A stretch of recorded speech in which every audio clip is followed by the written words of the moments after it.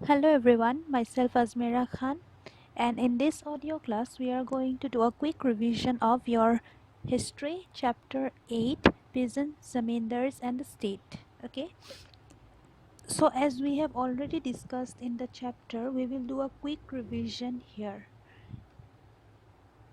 Agrarian society and the Mughal empire basically we have studied in this chapter.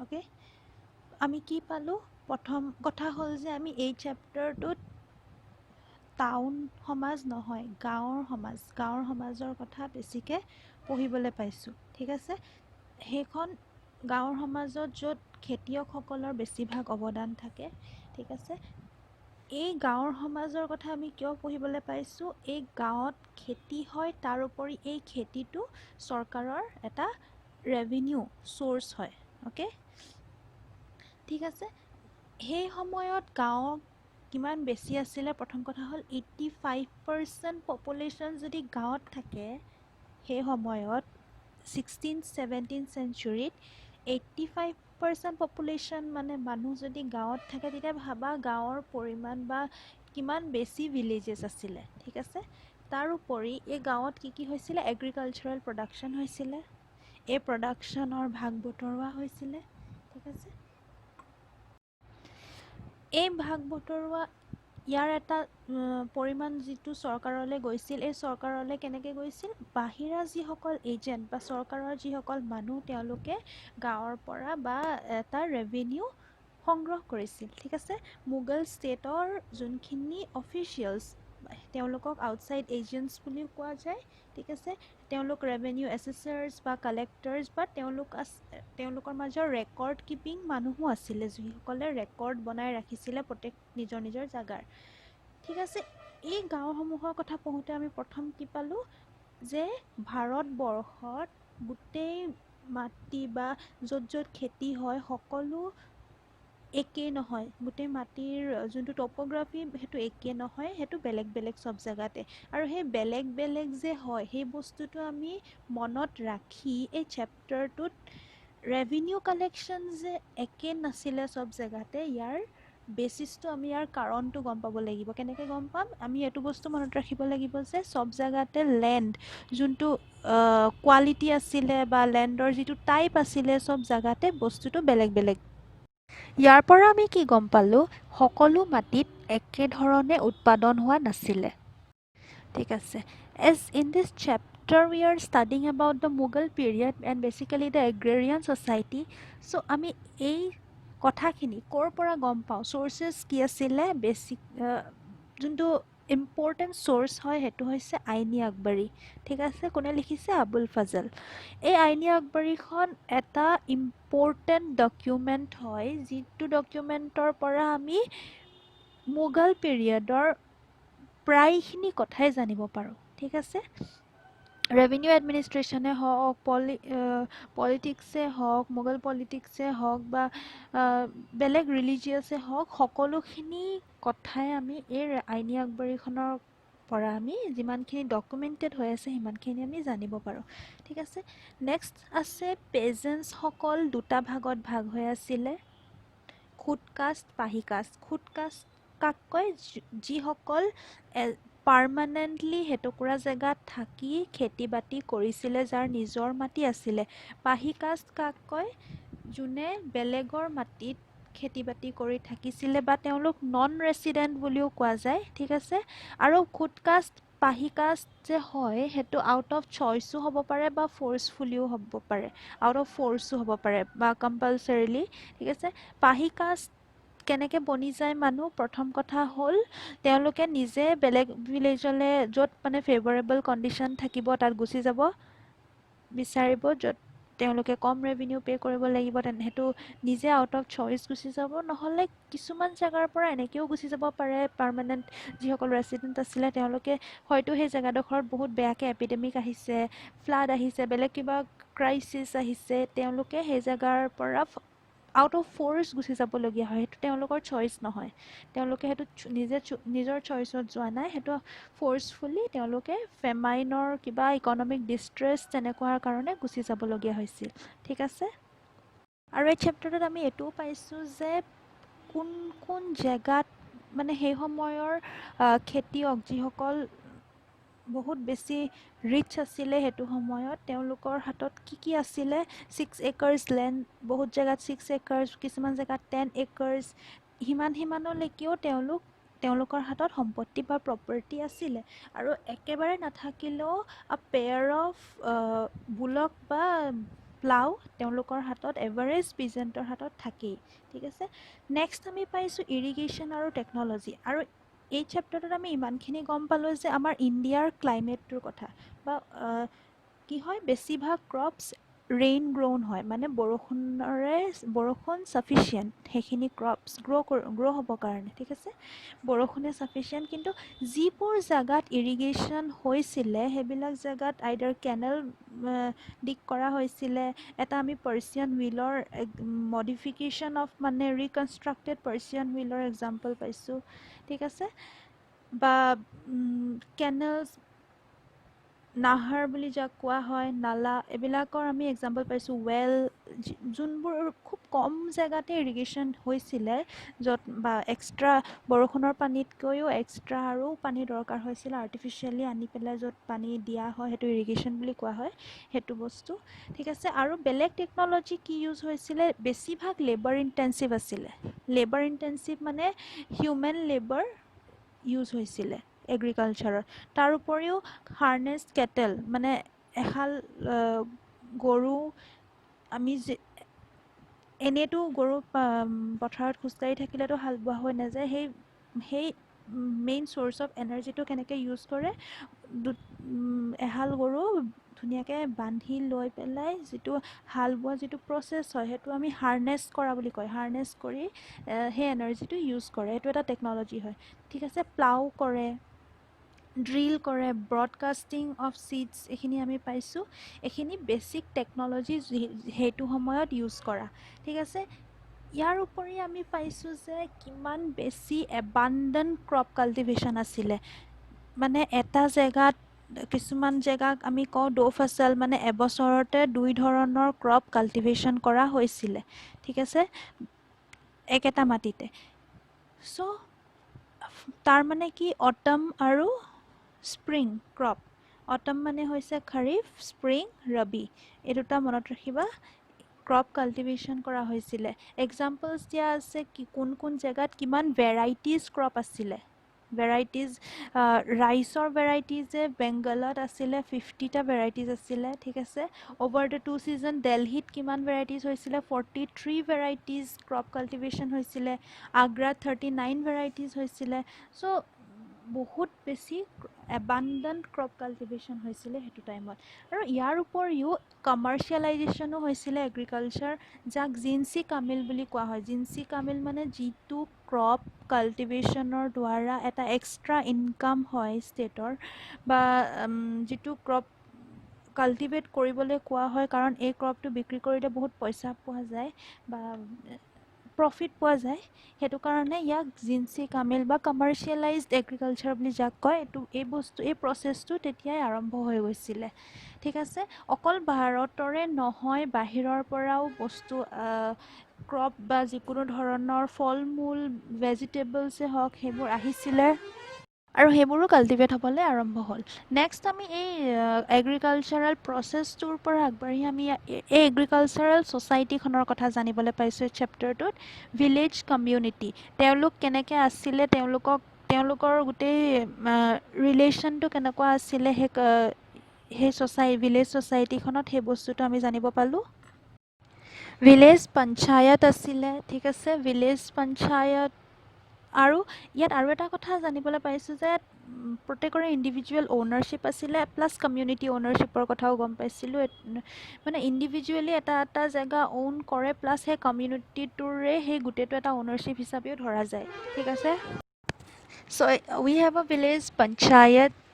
Village headmen okay village হেডমেনক মুকদ্দম বুলিও কোৱা হয় অৰ মণ্ডল okay so' এই village পঞ্চায়তজনৰ কাম কি হয় ভিলেজখনৰ কি কাম চোৱা চিতা কৰে বিশেষকৈ তেওঁৰ যোনবিলাক এক্টিভিটিজ ৱেলফেয়াৰ এক্টিভিটিজৰ কামো চোৱা চিতা কৰে। তাৰ উপৰি আমি কি পাইছোঁ, এই ভিলেজসমূহত ডিফাৰেণ্ট কাষ্ট আৰ এভেইলেবল হিয়াৰ, অ'কে, ডিফাৰেণ্ট কাষ্ট। চ' এই কাষ্ট বাউণ্ডেৰিজো মেইনটেইন কৰে, ঠিক আছে। কেনেকৈ মেইনটেইন কৰে কাষ্ট বাউণ্ডেৰিজ? বিশেষকৈ বিয়া বাৰুৰ ক্ষেত্ৰত বা এইবোৰ ক্ষেত্ৰত চোৱা চিতা কৰে ভিলেজ মণ্ডল বা ভিলেজ হেডমেনজন প্ৰেজেণ্ট থকা অৱস্থাত বিয়া বাৰু হয়, যাতে কোনো ধৰণৰ কাষ্টৰ বাউণ্ডেৰিজ কোনেও ব্ৰেক নকৰে, এইবোৰ বস্তু চোৱা চিতা কৰে। তাৰমানে এইখিনিক লৈ খুব কনচাৰ্ণ আছিলে সেইটো সময়ত, মানুহবোৰ বহুত বেছি কনচাৰ্ণ আছিলে। ইয়াৰ উপৰি জাতি পঞ্চায়তৰ কথাও পাইছোঁ আমি। তাৰমানে এখন ভিলেজত হেটেৰ'জেনাছ বডিজ আছে অফ কাষ্ট, ঠিক আছে। সেইকাৰণে এই ডিফাৰেণ্ট জাতিজবিলাকৰো নিজৰ নিজৰ পঞ্চায়ত আছে। তেওঁলোকে নিজৰ মাজৰ যিকোনো ধৰণৰ কোৱাৰেলছ হওক তেনেকুৱাবোৰ চোৱা চিতা কৰে, এইবিলাকৰ জাষ্টিচ বা হেৰি প্ৰদান কৰে, ঠিক আছে। নেক্সট আমি পাইছোঁ ভিলেজ আৰ্টিচানছ। ভিলেজ আৰ্টিচানছ বা তেনেকৈ ক'বলৈ গ'লে সেইটো সময়ত বিশেষকৈ মেডিয়েবল পিৰিয়ডত আৰ্টিচানছসকল এটা নতুন কেটেগৰী বুলিও নহয়। তেওঁলোক ভিলেজ আৰ্টিচানছসকল পেজেণ্টছৰ মাজৰে মানুহ হয়, যিটো সময়ত খেতি বাতি কৰা নহয়, সেইটো সময়ত তেওঁলোকে আৰ্টিচানেল ৱৰ্কছ কৰে। কেনেকুৱা ধৰণৰ ৱৰ্ক? ছাপ'জ পটাৰী, ঠিক আছে, কাৰ্পেণ্ট্ৰি, ডাইং, টেক্সটাইল প্ৰিণ্টিং, এনেকুৱা ধৰণৰ কামবিলাক তেওঁলোকে খেতি বাতি নোহোৱাৰ সময়ত কৰে। তাৰ উপৰি কিছুমানৰ অল টাইম প্ৰফেশ্যনো হয় এই আৰ্টিচানেল ৱৰ্কছবোৰ। অল টাইম প্ৰফেশ্যন মানে তেওঁলোকে অকল এই আৰ্টিচানেল ৱৰ্কছৰ লগতে জড়িত হৈ থাকে, খেতি বাতিৰ লগত ডাইৰেক্টলি জড়িত হৈ নাথাকে, ঠিক আছে। নেক্সট আমি পাইছোঁ উইমেনসকলৰ কথা। মহিলাসকলৰ যিটো status in the village society, কি পাইছোঁ, তেওঁলোকে সমানে সমানে খেতিৰ লগত জড়িত হৈ আছে, ঠিক আছে। আৰু তেওঁলোক চাইল্ড বিয়াৰাৰ্ছ হয় কাৰণে তেওঁলোকৰ এটা বেলেগ গুৰুত্ব আছে। কাৰণ চাইল্ড বিয়াৰাৰ্ছ কেলৈ গুৰুত্ব আছে চাইল্ড বিয়াৰাৰ্ছ হিচাপে? কাৰণ সেই চাইল্ডবোৰ এটা সময়ত গৈ গৈ লেবাৰ্ছ বা যিটো লেবাৰ ইণ্টেনচিভ এগ্ৰিকালচাৰেল ছিষ্টেম আছিলে সেইটো টাইমৰ কাৰণে আমাক বেছিতকৈ বেছি মানুহ লাগে। আৰু বেছিতকৈ বেছি মানুহ লাগে মানে কেনেকৈ হৈছিলে, এই উইমেনসকলৰ পৰা উইমেনসকলৰ যিটো চাইল্ড বিয়াৰিং কেপাচিটি হয়, তেওঁলোকে যে সন্তান জন্ম দিব পাৰে, সেইটো কাৰণে তেওঁলোকৰ এটা বেলেগ এটা ষ্টেটাছ আছিলে সেইখন ছ'চাইটিত। আৰু উইমেনসকলৰ সেইটো সময়ত আমি খুব বেছি মালনিউট্ৰিশ্যন হোৱাও দেখা যায়। কাৰণ ফ্ৰিকুৱেণ্ট প্ৰেগনেঞ্চিজৰ কাৰণে মহিলাসকলৰ ডেথো বহুত বেছিকৈ হয়। আৰু সেইটো কাৰণে আকৌ বিয়া কৰাবৰ কাৰণে তেওঁলোকে মহিলাসকলৰ মানে সেইটো হিচাপত গুৰুত্বটো ইমান বেছি আছিলে যে বিয়া কৰোৱাৰ সময়ত ব্ৰাইড প্ৰাইজ দিয়া হৈছিলে, মহিলাসকলৰ ঘৰত দিয়া হৈছিলে তাৰ এটা ব্ৰাইড প্ৰাইজ, ঠিক আছে। তেওঁলোকৰ মাজৰো আৰ্টিচানছ আছিলে, মানে কামবিলাক ভাগ হৈ আছিলে। খেতিৰ ক্ষেত্ৰতো কামবোৰ ভাগ হৈ আছিলে। ৰোৱা বা এনেকুৱা ধৰণৰ কামবোৰ মহিলাসকলে কৰিছিলে। তাৰ উপৰি যেনেকৈ আৰ্টিচানেল ৱৰ্কছত ছাপ'জ টেক্সটাইল প্ৰিণ্টিং এনেকুৱা ধৰণৰ কামত যোনটো য়াৰ্ণ স্পিন কৰা হয়, মানে সূতা বনোৱা হয়, বা পটাৰীত যোনটো ক্লেটো নিট কৰা হয়, মানে ক্লেটো যোনটো খচি পেলাই এটা হেৰি টাইপৰ বনোৱা হয়, সেইখিনি বা এম্ব্ৰইডাৰী এনেকুৱা ধৰণৰ কামবিলাক আৰ্টিচানেল ৱৰ্কছত তেওঁলোকে কৰিছে। মানে লেবাৰটো ভাগ হৈ আছিলে। একেটা কামতে মানে প্ৰত্যেকটো কাম মহিলাসকলৰ নহয়, তাৰে কোনোবা এটা দুটা কামহে মহিলাসকলৰ হয়, তেনেকৈ লেবাৰটো ভাগ হৈ আছিলে। তাৰ উপৰিও অলপ হায়াৰ ষ্টেটাছৰ মহিলাসকলে কি কৰিছিলে, হায়াৰ ক্লাছৰ মহিলাসকলৰ জামিনদাৰীও আছিলে, নিজৰ জামিনদাৰী। তেওঁলোক পাঞ্জাৱ বা ৰাজস্থান এনেকুৱা ধৰণৰ জেগাত আমি মহিলাসকলৰ জামিনদাৰীৰ কথাও পোৱা যায়। তেওঁলোকৰ প্ৰপাৰ্টি তেওঁলোকে ইনহেৰিট কৰিব পাৰিছিলে, নিজৰ জামিনদাৰী নিজে বিক্ৰী কৰা বা নিজৰ ধৰণে ইউজ কৰিব পাৰিছিলে। সেইটো জামিনদাৰী তেওঁলোকে পাইছিলে সেইটো সময়ত। নেক্সট আমি ভিলেজৰ উপৰিও ফৰেষ্ট ট্ৰাইবছৰ কথা পাওঁ। ফৰেষ্টৰ কথা কেনেকৈ পাওঁ, আমি অলৰেডি ষ্টাৰ্টিঙত পাই আহিছোঁ যে সেই সময়ত বুলিয়ে নহয়, ভাৰতবৰ্ষৰ যোনটো জিঅ'গ্ৰাফী সেইটো প্ৰত্যেক জেগাতে বেলেগ ধৰণৰ হয়, টপ'গ্ৰাফীটো বেলেগ বেলেগ। চ' ফৰেষ্টটো একিউৰেটলিও ধৰিব নোৱাৰিলে কিমান পাৰ্চেণ্টেজ ফৰেষ্ট আছিলে। আমি অনুমান কৰিব পাৰোঁ যে 40% এভাৰেজ আছিলে ফৰেষ্ট, আৰু ফৰেষ্টত থকাসকলক জাংগলী বুলি কোৱা হৈছিলে সেইটো টাইমত। আৰু যিটো টাৰ্ম মই অলৰেডি এক্সপ্লেইন কৰিছোঁ, এইটো এটা এবচেঞ্চ অফ চিভিলাইজেশ্যন মিন নকৰে জাংগলী বুলি ক'লে। তেওঁলোকৰ তাত থাকে কাৰণেহে জংগলী বুলি কোৱা গৈছিলে। আৰু তেওঁলোকৰো এগ্ৰিকালচাৰেল প্ৰডাক্টছবিলাক কমাৰ্চিয়েলাইজ হৈছিলে, সিহঁতৰ প্ৰডাক্টছবিলাকো ট্ৰেডত ইউজ হৈছিলে, ঠিক আছে। তেওঁলোকৰ ছাপ'জ গাম, লেগ, বীজ ৱেক্স, হানি এইবোৰ বস্তু তেওঁলোকে প্ৰডিউচ কৰিছিলে, আৰু তেওঁলোকেও এটা ট্ৰিবিউট হিচাপে ৰজাক দিবলগীয়া হৈছিলে। যেনেকৈ টেক্স দিয়ে, ভিলেজৰ পৰা এটা ৰেভিনিউ দিয়ে, এওঁলোকৰো এটা আছিলে যোনটো তেওঁলোকে দিবলগীয়া হৈছিলে। তেওঁলোকে সেইটো সময়ত কি প্ৰভাইড কৰিছিলে, এলিফেণ্টছ প্ৰভাইড কৰিছিলে যুদ্ধৰ কাৰণে, ঠিক আছে।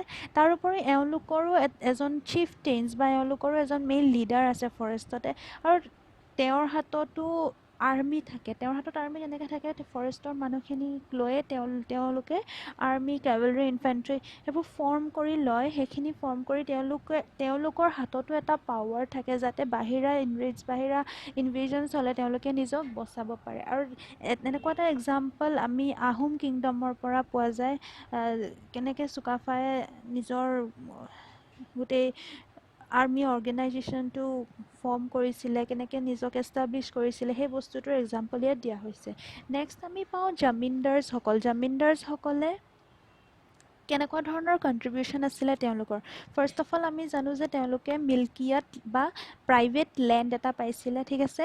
আৰু তেওঁলোকৰ এটা পাৱাৰ আছিলে, সেই চ'ৰ্চ অফ পাৱাৰটো ক'ৰ পৰা আহে, তেওঁলোকৰ ৰেভিনিউ কালেক্টিং পাৱাৰ যোনটো দায়িত্ব দিয়া হৈছিলে, ঠিক আছে। তেওঁলোকে মিলিটাৰী ৰিচ'ৰ্চেছ ৰাখিব পাৰিছিলে, আৰু তেওঁলোকৰ ফ'ৰ্টছ আছিলে তেওঁলোকে ইউজ কৰিবৰ কাৰণে, আৰু এইখিনিয়ে তেওঁলোকক পাৱাৰফুল কৰি তোলে। এখন ভিলেজ বা এনেকুৱা কমিউনিটিত জামিনদাৰৰ ষ্টেটাছটো সদায় ওপৰত হয়, আৰু বেছিভাগ আপাৰ কাষ্টৰ পৰা তেওঁলোক এপইণ্ট হৈছিলে, ঠিক আছে। নেক্সট আমি জামিনদাৰসকলৰ উপৰিও আমি পাওঁ যে পিছত আমি এইখিনিও পাওঁ যে তেওঁলোকৰ বেলেগ বেলেগ কাষ্টৰ পৰাও এপইণ্ট কৰা হৈছিলে। বেলেগ মানে ৰিলেটিভলি ল'ৱাৰ কাষ্ট, একেবাৰে ল'ৱাৰ কাষ্ট নহয়, আপাৰ কাষ্টৰ পৰা অলপ তলত যিখিনি কাষ্ট আছিলে সেইখিনি কাষ্টৰ পৰাও জামিনদাৰী এপইণ্ট হৈছিলে, বা জামিনদাৰী ট্ৰান্সফাৰ্ছ হৈছিলে যেতিয়া, আৰু তেওঁলোকে যে নিজৰ জামিনদাৰীটো চেল কৰিছিলে তেতিয়াও ৰিলেটিভলি ল'ৱাৰ কাষ্টে পাইছিলে। তেনেকৈ মানে এটা আমি এই ছিষ্টেমটোত এটা চেঞ্জ সৰু সুৰা দেখা পাওঁ।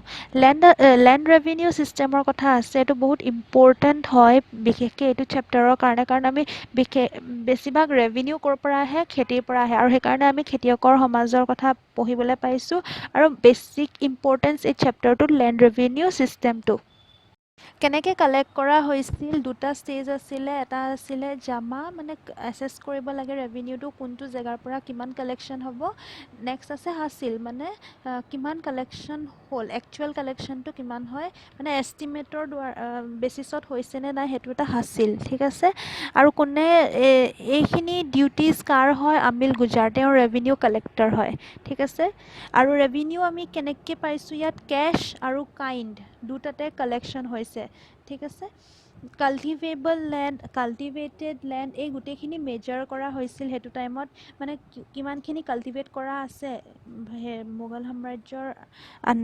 মোগল সাম্ৰাজ্যৰ আণ্ডাৰত থকা যিখিনি ভিলেজেছ আছিলে, সেই ভিলেজেছসমূহত বা গোটেই all over that Mughal empire কিমানখিনি কাল্টিভেটেড লেণ্ড আছে সেইখিনি মেজাৰ কৰা হৈছিল।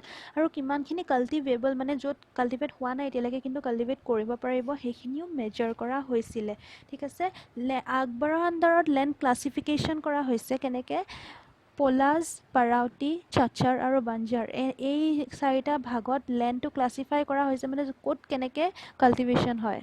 তাৰপাছত আমি গ্ৰেইন এষ্টিমেটটো পাওঁ। এইখিনিতো লেণ্ড এষ্টিমেট, মানে কোনটো লেণ্ডত কিমানখিনি কাল্টিভেশ্যন হয়, আৰু সেই কাল্টিভেশ্যনৰ এনুৱেলি মানে কিমান কাল্টিভেশ্যন হয় বা এবছৰ কাল্টিভেট হোৱাৰ পিছত কিমান বছৰ মাটি টুকুৰা তেনেকৈ থৈ আকৌ কিমান বছৰ পিছত কাল্টিভেট কৰিব লাগে। চব মাটিৰে কাল্টিভেশ্যনৰ বা উৎপাদনৰ প্ৰক্ৰিয়াটো বেলেগ বেলেগ, ঠিক আছে। সেইটো কাৰণে সেইটো হিচাপত মাটি ভাগ কৰা হৈছিল পলাছ, পাৰাউটি, চাচ্চাৰ আৰু বাঞ্জাৰ।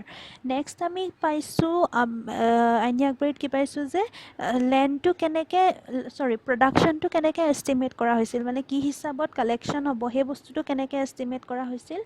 এইকেইটা ছিষ্টেমত কাণকোট, বাটাই, ভাৱলি, তাৰ উপৰি আছে খেত বাটাই আৰু লাং বাটাই। এইকেইটা কেনেকৈ কাণকোটটো কেনেকৈ এষ্টিমেট কৰা হৈছিলে, গ্ৰেইনটো কাটি ভাল, মধ্যমীয়া আৰু বেয়া এনেকৈ ভাগ কৰি পেলাই কোনটো ভাগ বা তাৰ ভিতৰত So how much amount will be given as revenue, that is estimated through these processes. Okay. Next we see that as we say cash aru kind of both processত আমি revenue pay কৰিব পাৰোঁ। কেছত যে পে' কৰিব পাৰিছিলে, ঠিক আছে, কাইণ্ডতটো pay' কৰি দিয়ে, সেইটো একো নাই। কাইণ্ড মানে কি, যিকোনো সামগ্ৰী দি সেইটো পৰিমাণৰ সামগ্ৰী, ছাপ'জ ইমানটো ভেলিউ হয় ৰেভিনিউৰ, এই ভেলিউটোত কিমানখিনি পৰিমাণৰ বস্তু হ'ব সেইটো হিচাপত সেই ভেলিউ সমানত এটা পৰিমাণ তেওঁলোকে পে' কৰে, মানে কেছত নহয় কাইণ্ডত পে' কৰে, ঠিক আছে। কেছত যে পে' কৰিব পাৰিছিলে সেইখিনি তেওঁলোকে ক'ৰ পৰা ইমান কেছ পাইছিলে, সেইটো সময়ত ইমান কেছ চাৰ্কুলেট ক'ৰ পৰা হৈছিলে। আমি দেখিছোঁ যে ভাৰতৰ মানে মোগল সাম্ৰাজ্যৰ সেইটো সমসাময়িক বাহিৰৰ মানে চাইনাৰ মিং ডাইনেষ্টি আৰু ইৰাণৰ চাফাভিদ আৰু তুৰ্কীৰ অটোমান এম্পায়াৰ, এইখিনিৰ লগত এটা ট্ৰেডৰ সম্পৰ্ক আছিলে। সেই সম্পৰ্কৰ এজ এ ৰিজাল্ট কি হৈছিলে, যোনটো চিলভাৰ বা বুলিয়ন যাক কয়, ট্ৰেডৰ বিনিময়ত ইয়াৰ পৰা বস্তু এক্সপৰ্ট হোৱা বিনিময়ত যিখিনি আহিছিলে, আহি পেলাই ভাৰততে আহি পেলাই সেইটো এটা মানে এণ্ডিং পইণ্ট হৈছিলে। এইখিনি গোটেইখিনি এম্পায়াৰৰ মাজত যোনটো ট্ৰেডৰ এটা চাৰ্কল আছিলে, এটা ৰিলেশ্যন আছিলে, সেই ভাৰতত আহি পেলাই গোটেই চিলভাৰৰ হেৰিটো জমা হৈছিলে, মানে ইণ্ডিয়াৰ পৰা যিমানখিনি এক্সপৰ্ট গৈছিলে তাৰ বিনিময়ত যিখিনি চিলভাৰ আহিছিলে সেইটো সময়ত ভাৰতলৈ। আৰু যিহেতু ভাৰতত সেই সময়ত বা ভাৰতত কোনো ধৰণৰ নেচাৰেল চ'ৰ্চ নাছিলে, ৰিচ'ৰ্চেছ নাছিলে চিলভাৰৰ, সেইকাৰণে এই বাহিৰৰ পৰা অহা চিলভাৰৰ পৰা এজ এ ৰিজাল্ট কি হৈছিলে, সেইটো সময়ত চিলভাৰ কইনছ মিণ্ট কৰা হৈছিলে। সেই চিলভাৰখিনি ইউজ কৰি মোগল সাম্ৰাজ্যৰ বা মোগল ৰুলাৰসকলে চিলভাৰ কইনছ মিণ্ট কৰিছিলে, আৰু কইনছ মিণ্ট কৰা এজ এ ৰিজাল্ট কইনছ গাঁৱৰ পৰিৱেশলৈকে চাৰ্কুলেট হৈছিলে, ঠিক আছে।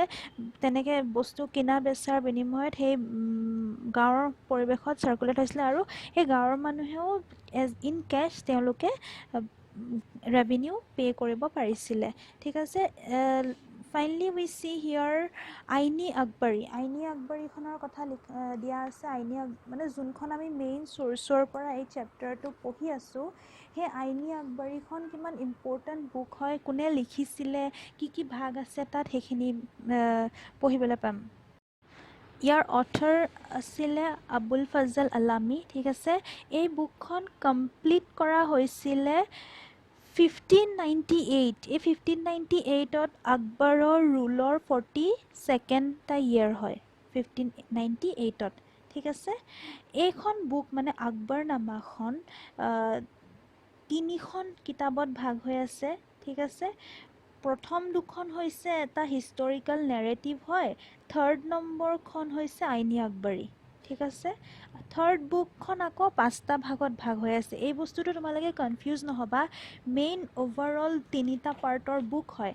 ফাৰ্ষ্ট 2টা পাৰ্ট হৈছে মানে গোটেই ছেটটোক আকবৰনামা বুলি কোৱা হয়, গোটেই মানে এই বুকৰ ছেটটো আকবৰনামা, আইনী আকবৰী দুটা একে বস্তু হয়, মানে একেটা হেৰিয়ে হয়, কিন্তু গোটেইটোত আকবৰনামা বুলি কোৱা হয়। আৰু এই আকবৰনামাৰ 3খন বুক আছে।